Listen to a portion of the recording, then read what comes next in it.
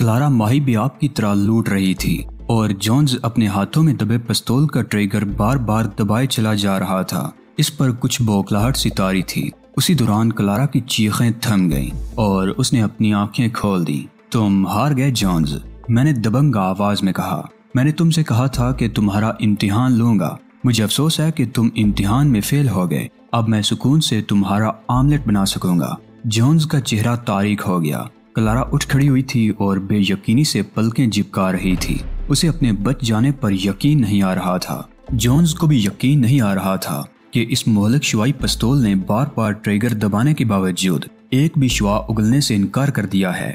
حیران ہونے کی بات نہیں ہے جونز، میں نے بڑے سکون سے کہا۔ تم ناعاقبت اندیش آدمی ہو۔ تم نے یہ نہیں سوچا کہ تمہارے مقابل کون ہے۔ تم بھول گئے کہ میرے مقابلے پر اولیو ہاورڈ جیسا نامی گرامی بدماش بھی نہیں ٹک سکا تھا۔ تم مستقلاً اس ظام میں رہے کہ مجھ پر قابو پالو گے اور تمہاری یہی خوش فہمی تمہیں لے ڈوبی۔ تم نے علی یار خان کے رتبے کو نہیں پہچانا، مگر یہ پستول پہچان گیا، اس لیے اس نے چلنے سے انکار کر دیا۔ شاید تمہیں معلوم نہیں کہ میرے سامنے اسلحہ بیکار ہو جاتا ہے، اس لیے تو میں آج تک بچا ہوا ہوں۔ تم جھوٹ بول رہے ہو، جونز نے اپنے خشک ہونٹوں پر زبان پھیرتے ہوئے کہا۔ یہ کیسے ممکن ہے کہ کسی شخص کے سامنے اسلحہ بیکار ہو جائے؟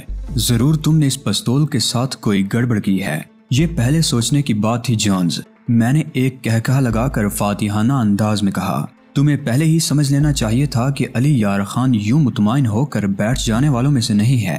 ساگا نے اپنے ہاتھ گرا دیے تھے۔ اس کے چہرے کے تاثرات سے ظاہر ہو رہا تھا کہ صورتحال ابھی تک اس پر پوری طرح واضح نہیں ہو سکی ہے۔ کلارا کی سمجھ میں بات کچھ آ گئی تھی اور تہذیب اور بڑھ تو پہلے ہی سے آگاہ تھے کہ معاملہ کیا ہے۔ جونز کو اپنا انجام نظر آنے لگا تھا۔ اس نے مجھ سے تعاون کا جو وعدہ کیا تھا، اس کی خلاف ورزی کرنے کے بعد وہ کسی بھی رعایت کا مستحق نہیں رہا تھا۔ اسے بخوبی اندازہ تھا کہ جو کچھ بھی ہوا وہ پہلے سے طے شدہ اسکیم کے تحت ہوا تھا اور جونز میرے پھیلائے ہوئے جال میں بری طرح پھنس گیا تھا۔ مجھے اندازہ تھا کہ جونز جان پر کھیل کر یہاں سے نکلنے کی کوشش کرے گا۔ وہ خود بھی اس حقیقت سے بے خبر نہیں ہو سکتا تھا کہ ایسی کوئی کوشش خودکشی کے مترادف ہوگی، لیکن میرے چنگل میں پھنسنے سے بہتر تو یہی تھا کہ وہ خودکشی کر لیتا۔ یہ بات ازر من شمس تھی کہ میں اس پر بدترین تشدد کروں گا اور میرے تشدد سے بچنے کا یہی راستہ تھا کہ وہ یہاں سے فرار ہونے کی کوشش کرے، خواہ اس کوشش میں مارا ہی کیوں نہ جائے۔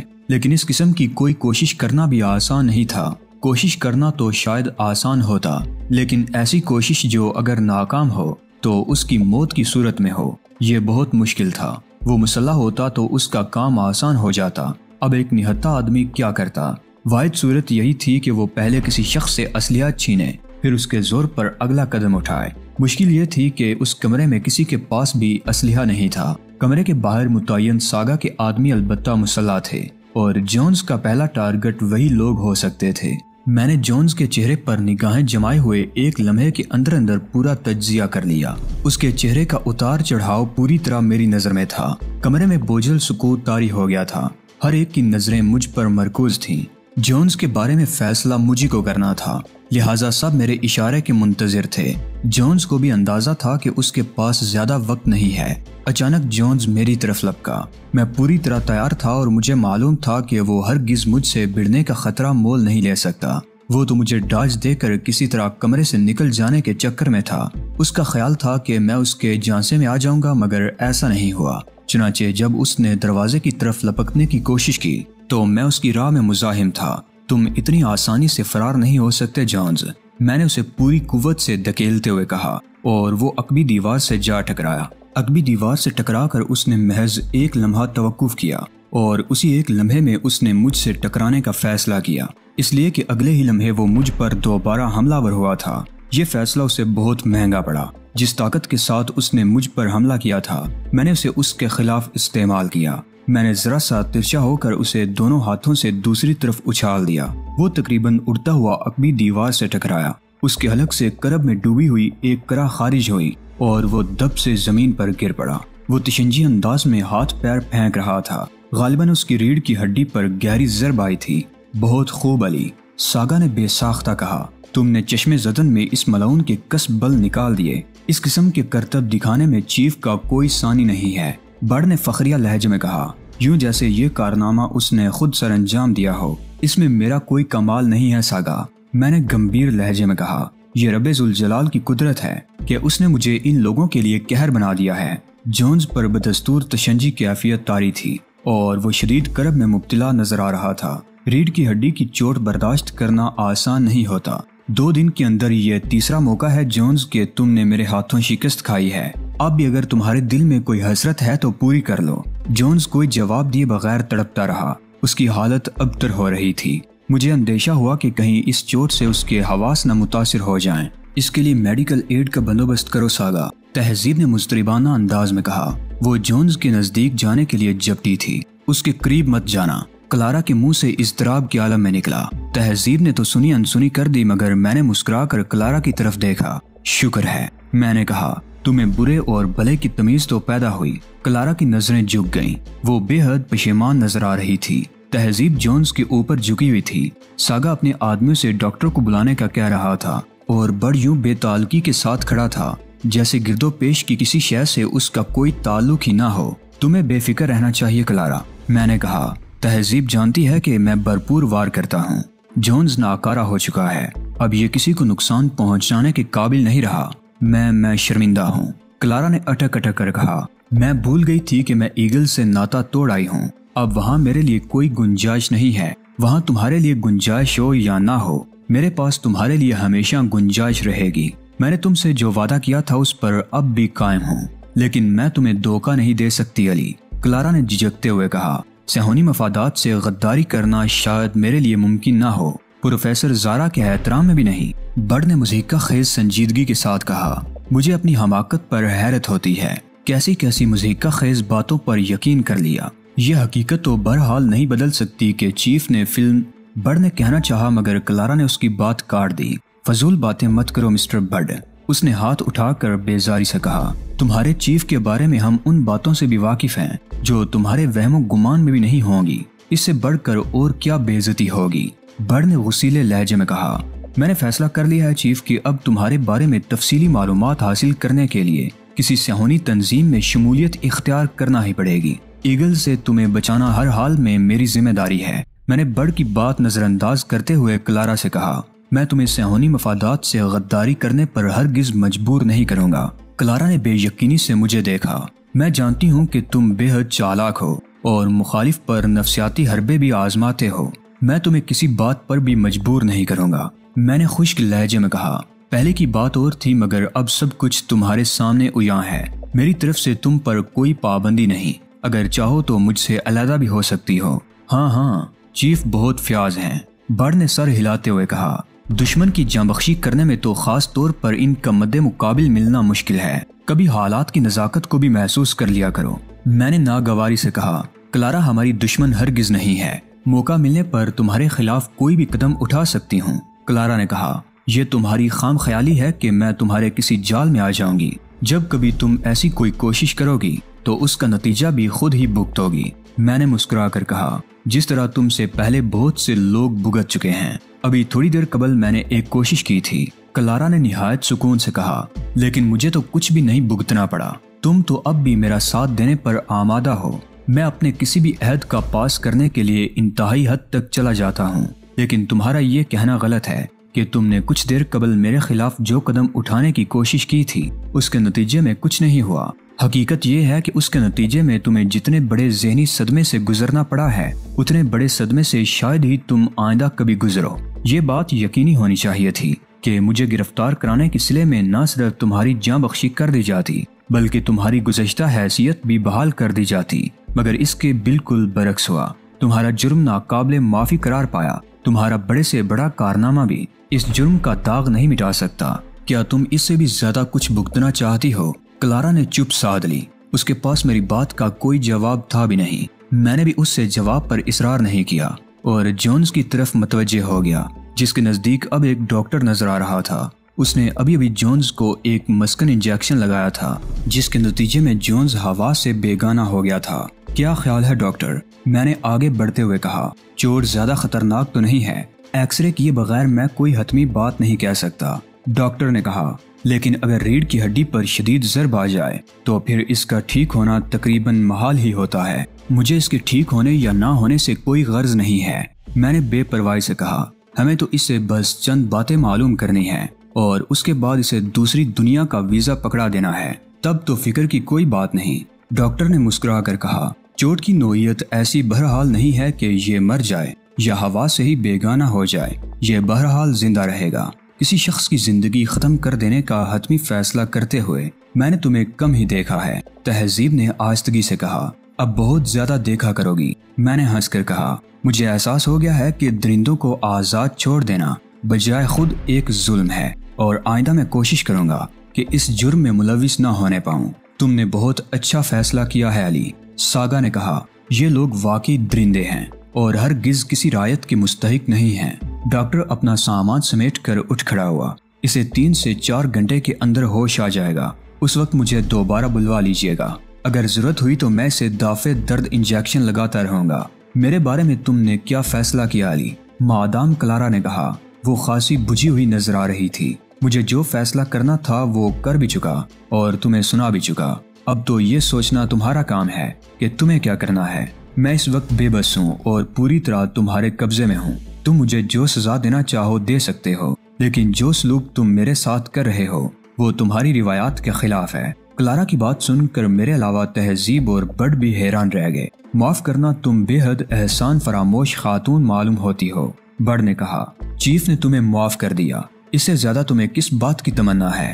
کلارا نے ایک طویل سانس لی۔ اس قسم کے کھیل ہم نے بھی بہت کھیلے ہیں، اس نے کہا، مگر ہماری بات اور ہے۔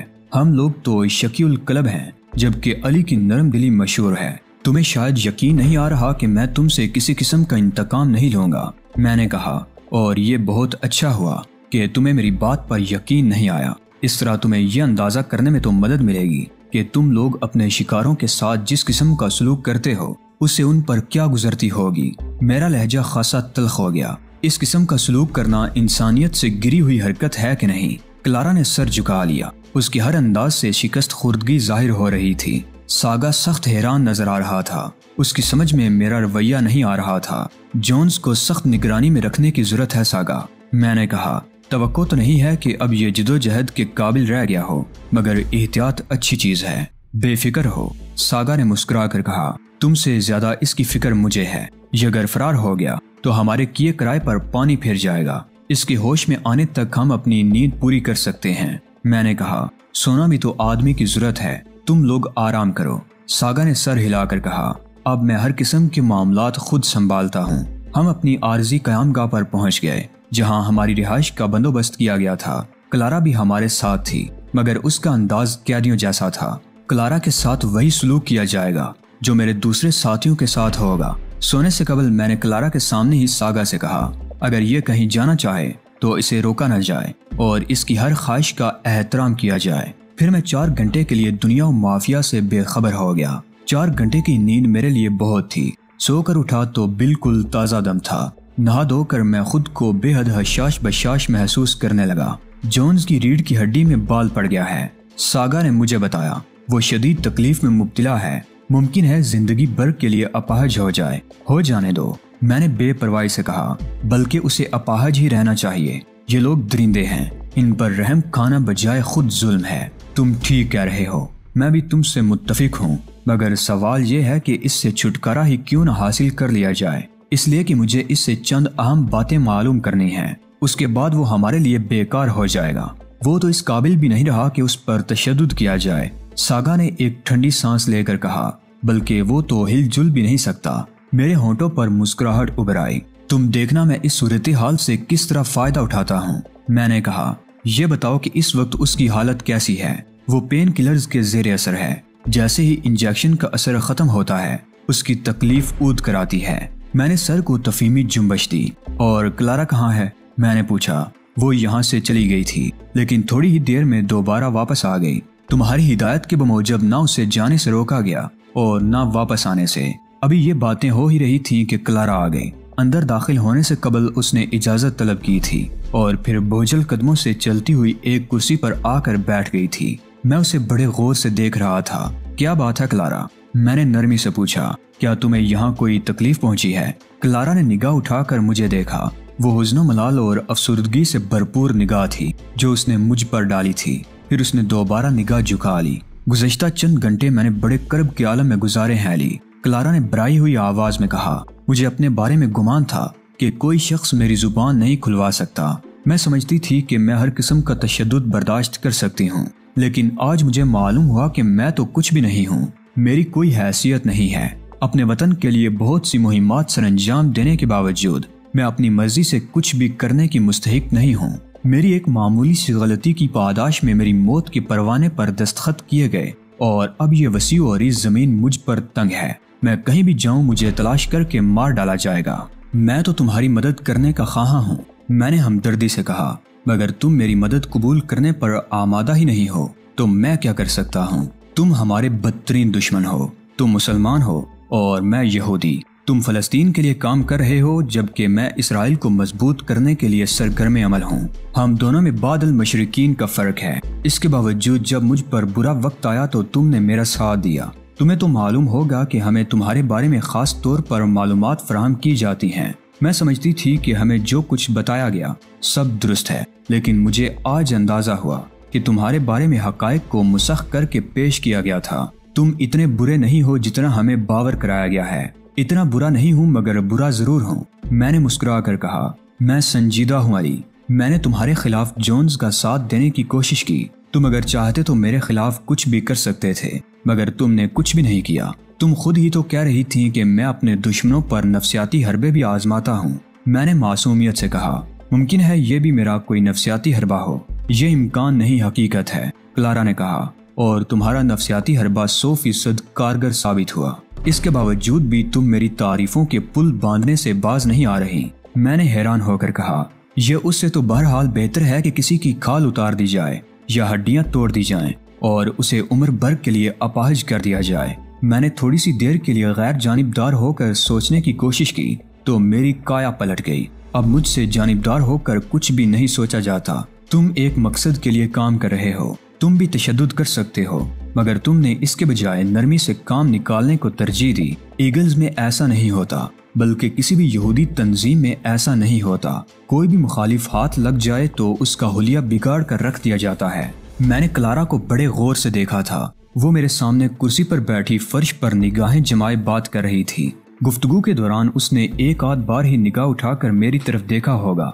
सागा कतन खामोश था। इस दौरान मैं तहजीब और बर्ड भी कमरे में आ गए थे, लेकिन गुफ्तगू की नोयत ऐसी थी कि उन्होंने दखल अंदाजी करना मुनासिब नहीं समझा। मेरी तरह तुम भी एक मकसद के लिए काम कर रही हो क्लारा, और जब आदमी किसी खास मकसद के लिए काम करता है तो उसका मतलब ये होता है कि आदमी जिस मकसद के लिए काम कर रहा है उसे सही समझता है। तुम्हारी नज़र में इसराइल का क़याम नागुज़ीर होगा। इसकी मजबूती के लिए काम करना दुरुस्त होगा। उसे ताकत बहम पहुंचाने की खातिर मजलूम और बेघर फलस्तीनी पनाह गुज़ीनों के कैंपों पर बमबारी करना जायज़ होगा। तभी तुम ईगल्स के साथ मुंसलिक हो, और चूंकि इस वक्त तुम मेरे रहमो करम पर हो इसलिए भी तुमसे बहस नहीं करूंगा। हाँ, कभी आज़ादाना माहौल में मुलाकात का मौका मिला तो इस मौजू पर गुफ्तगू रहेगी, लेकिन इस वक्त कुछ कहना तुम्हें उकसाने के मुतरादिफ होगा, और मैं किसी को उकसाना पसंद नहीं करता। रही ये बात कि तुम्हारे अपने साथियों ने तुम्हें रद्द कर दिया है, तो ये अपने काज से मुनहरिफ होने का कोई माकूल बहाना नहीं है। ये हादिसा मुझ पर भी गुजर चुका है। मेरे अपने मेरे खिलाफ हो गए थे, तो क्या मैं अपने मिशन से मुंह मोड़ लेता? नहीं माय डियर क्लारा, ऐसा कुछ नहीं होता। जब मैं जानता हूँ कि मैं हक पर हूँ, मुझे मालूम है कि मैं जो कदम उठा रहा हूँ वो गलत समत में नहीं उठा रहा, तो चाहे सारी दुनिया मेरे खिलाफ हो जाए मगर मेरी जिद्दोजहद में कमी नहीं आएगी। मेरी तवानाइयाँ इस मिशन के लिए हैं जिसे मैं दुरुस्त समझता हूँ, और हमेशा इसके लिए मौकूफ रहेंगी। तुम्हारे लिए भी मेरा मशवरा यही है कि बदजन होने के बजाय साबित कदमी का मुजाहरा करो और अपने मिशन से रूह गर्दानी मत करो।